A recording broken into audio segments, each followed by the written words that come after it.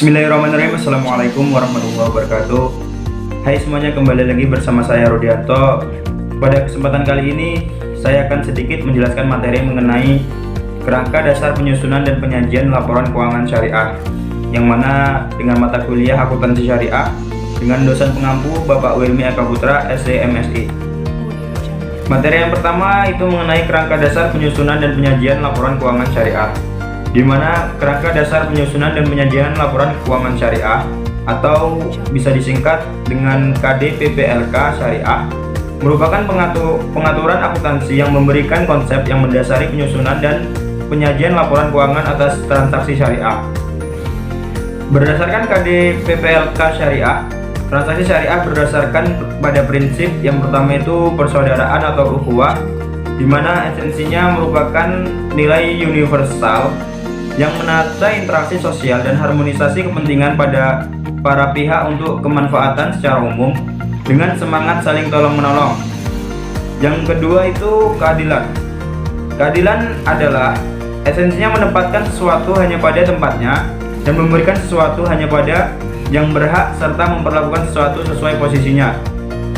Implementasi keadilan dalam kegiatan usaha berupa aturan prinsip muamalah yang melarang adanya unsur yang pertama itu riba, yang kedua unsur kezaliman, yang ketiga mesir, yang keempat horor, dan yang kelima haram. Prinsip yang ketiga itu kemaslahatan atau maslahah, di mana esensinya merupakan segala bentuk kebaikan dan manfaat yang berdimensi duniawi dan ukhrawi, material dan spiritual, serta individual dan kolektif. Yang keempat itu ada keseimbangan atau tawazun, di mana esensinya meliputi keseimbangan aspek material dan spiritual, aspek privat dan publik, sektor keuangan dan sektor real, bisnis dan sosial, dan keseimbangan aspek pemanfaatan dan pelestarian. Yang terakhir itu ada universalisme atau sumulia, di mana esensinya dapat dilakukan oleh, dengan, dan untuk semua pihak yang berkepentingan atau stakeholder tanpa membedakan suku, agama, ras, dan golongan, sesuai dengan semangat kerahmatan semesta atau rahmatan lil alamin.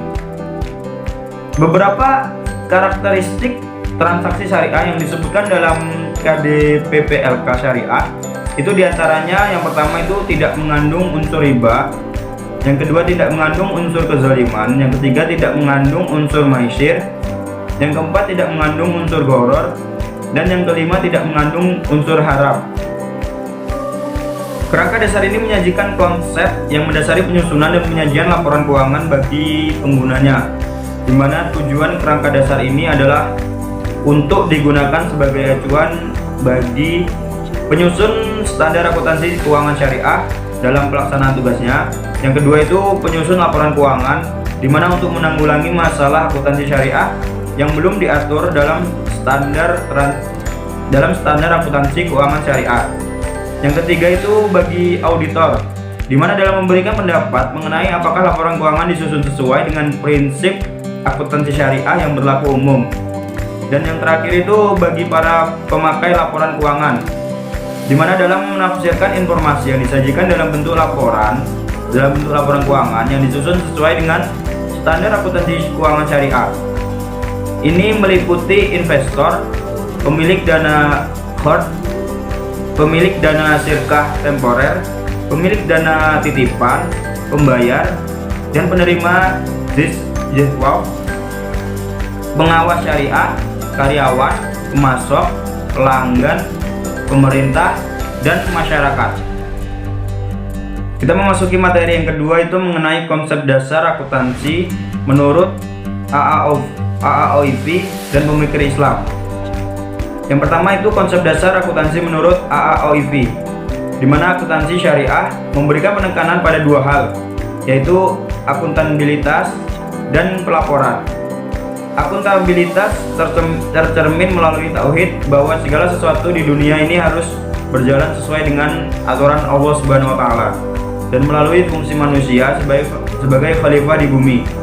Pada saat yang sama, akuntansi merupakan bentuk pertanggungjawaban manusia kepada Allah, di mana seluruh aturan dalam melakukan kegiatan bisnis dan persoalan harus sesuai dengan aturan Allah Subhanahu wa taala. Kemudian bentuk-bentuk laporan keuangan AOIV adalah laporan keuangan untuk perbankan syariah, itu diantaranya berbentuk yang pertama laporan perubahan posisi keuangan, yang kedua laporan laba rugi, yang ketiga laporan perubahan ekuitas dan laporan perubahan saldo laba, yang keempat laporan arus kas, yang kelima laporan perubahan investasi yang dibatasi dan ekuivalennya, yang keenam laporan sumber dan penggunaan dana zakat serta dana sumbangan, yang terakhir laporan sumber dan penggunaan dana hod hasan. Kita memasuki konsep dasar akuntansi menurut pemikir Islam, di mana perdebatan para pemikir akuntansi mengenai kerangka akuntansi antara lain yang pertama, entitas unit akuntansi. Konsep ini diartikan bahwa setiap perusahaan adalah suatu unit akuntansi yang terpisah dan harus dibedakan dengan pemiliknya atau dengan perusahaan lain. Para ulama fikih baik klasik maupun kontemporer serta para pemilik akuntansi Islam masih berbeda pendapat mengenai teori ini. Mereka yang mendukung diantaranya adalah Adnan dan Gaffikin pada tahun 1997, kemudian Abdul Rahman atau Napier pada 2007, kemudian ada Atiyah pada tahun 1989. Konsep tersebut beralasan bahwa di dalam Islam ada juga konsep akuntansi yang harus terpisah dari unit akuntansi seperti wakaf, baitul mal, zakat, dan pemerintah. Kemudian yang kedua itu, pertentangan yang kedua ialah kegiatan usaha yang berkelanjutan, di mana konsep berkelanjutan di sini dijelaskan bahwa mengasumsikan bahwa pemilik akan terus berlanjut di masa yang akan datang. Konsep ini juga banyak dikritisasi oleh pemikir akuntansi lainnya, termasuk pemikir akuntansi Islam. Mereka yang menolak konsep ini atau Adnan dan Gaffakin pada tahun 1997 beralasan bahwa semua makhluk adalah fana atau tidak dapat hidup selamanya dan hanya Allah yang akan terus hidup selamanya. Pendapat ini ditolak oleh mereka yang mendukung dengan mengatakan bahwa Islam sangat mendukung orang yang bekerja keras dan menabung untuk mengantisipasi hari di masa depan. Pertentangan yang ketiga itu mengenai periodisasi, di mana menurut konsep ini adanya perubahan atas kekayaan perusahaan pada laporan keuangan harus dijelaskan secara periodik. Konsep ini berhubungan dengan konsep kegiatan usaha yang berkelanjutan. Konsep ini diterima oleh AOIV dan para pemikir Islam. Pertentangan yang keempat yaitu satuan mata uang, di mana pemikir akuntansi dan para ulama fikih berbeda pendapat tentang konsep ini, yaitu antara lain adalah yang bertentangan Ahmed atau Napier 2007 yang menyatakan bahwa penggunaan uang sebagai alat perhitungan dalam lingkungan inflasi tinggi sangat dipertanyakan. Kemudian menurut Atiyah pada tahun 1989 mengusulkan penggunaan emas dan perak sebagai alat ukur karena kedua komoditas tersebut memiliki nilai yang konsisten, dan penentuan nisab zakat juga menggunakan komoditas tersebut. Pertentangan selanjutnya yaitu mengenai konservatif, di mana merupakan konsep yang digunakan oleh akuntan untuk melaporkan nilai yang rendah untuk aset dan pendapatan serta nilai yang tinggi untuk kewajiban dan beban. Hal ini memiliki dampak bahwa untuk transaksi yang berpengaruh terhadap kewajiban dan beban akan diakui dengan cepat, sedangkan untuk aset dan pendapatan sebaliknya. Pertentangan selanjutnya itu mengenai harga perolehan, di mana merupakan konsep di mana aset dicatat sejumlah kas atau setara kas yang dibayarkan pada aset memperoleh sesuatu, sedangkan kewajiban dicatat pada jumlah uang yang akan diterima dari pertukaran atas kewajiban. Pemikir akuntansi Islam lebih memilih untuk menggunakan nilai sekarang dibandingkan harga perolehan, khususnya untuk merealisasikan zakat. Kemudian pertentangan selanjutnya itu mengenai penandingan antara pendapatan dan beban. Di sini merupakan konsep di mana pendapatan diakui pada satu periode tertentu sesuai prinsip pengakuan pendapatan secara bersamaan dengan pengakuan beban. Peneliti akuntansi Islam berbeda dengan konsep ini. Mereka menganggap konsep ini kurang penting karena akan lebih baik melakukan penilaian laba dengan pendekatan aset liability, sehingga jika aset bersih naik berarti telah terjadi laba. Pertentangan selanjutnya mengenai dasar akrual. Konsep ini mengatakan bahwa pengakuan pendapatan diakui saat suatu manfaat itu diperoleh.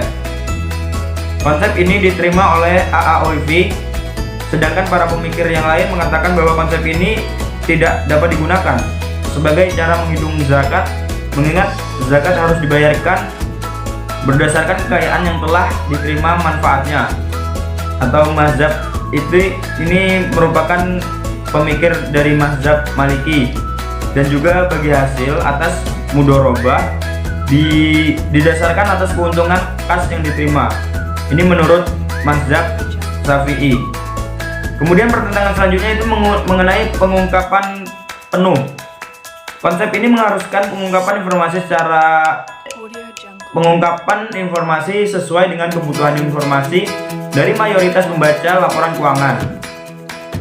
Konsep ini diterima oleh para pemikir akuntansi Islam karena Islam sangat mengutamakan prinsip keadilan, termasuk keadilan dalam memperoleh informasi. Pertentangan selanjutnya itu mengenai substansi mengungguli bentuk, di mana konsep ini mengatakan bahwa hakikat dari suatu transaksi itu lebih penting dari bentuk hukum transaksi itu sendiri. Penerapan substansi mengungguli bentuk pada akuntansi konvensional adalah capital leasing. Ketentuan syariah tidak mengenal konsep ini, mengingat seluruh transaksi didasarkan atas akad, dan akad tersebut akan selalu sama antara bunyi akad atau dalam bentuk hukum dengan substansi dari akad itu sendiri. Karena Islam melarang transaksi yang kurang jelas, maka AAOIV sendiri tidak menjelaskan tentang konsep ini. Kemudian kita memasuki perdebatan para pemikir akuntansi mengenai beberapa pemikiran untuk kedepannya. Itu yang pertama mengenai neraca yang menggunakan nilai saat ini atau current value balance sheet, di mana untuk mengatasi kelemahan dari historical cost yang kurang cocok dengan pola perhitungan zakat yang mengharuskan perhitungan kekayaan dengan nilai sekarang. Alasan lain adalah dengan menggunakan nilai sekarang akan mempermudah penggunaan laporan keuangan untuk mengambil keputusan karena nilai yang disajikan lebih relevan dibandingkan nilai historical cost. Yang kedua itu mengenai IFRS atau International Financial Reporting Standard, di mana IFRS telah merekomendasikan nilai saat ini atau current value untuk aset yang disajikan dalam bentuk laporan keuangan, dan negara-negara di dunia sedang dalam proses untuk mengadopsi IFRS sebagai standar pelaporan di negara masing-masing. Yang ketiga itu mengenai laporan nilai tambah atau value added statement, di mana laporan nilai tambah sebagai pengganti laporan laba atau sebagai laporan tambah atas neraca dan laporan laba rugi. Usulan ini didasarkan atas pertimbangan bahwa unsur terpenting dalam akuntansi syariah bukanlah kinerja operasional atau laba bersih, tetapi kinerja dari sisi pandang para stakeholders dan nilai sosial yang dapat didistribusikan secara adil kepada kelompok yang terlibat dengan adanya perusahaan dalam menghasilkan nilai tambah. Konsep nilai tambah ini dianggap sebagai jawaban atas kelemahan akuntansi keuangan konvensional, sehingga diusulkan sebagai laporan tambahan. Baiklah, mungkin itu saja yang dapat saya sampaikan pada kesempatan materi kali ini. Saya akhiri, wabillahi taufiq wal hidayah. Wassalamualaikum warahmatullahi wabarakatuh. Audio Jungle.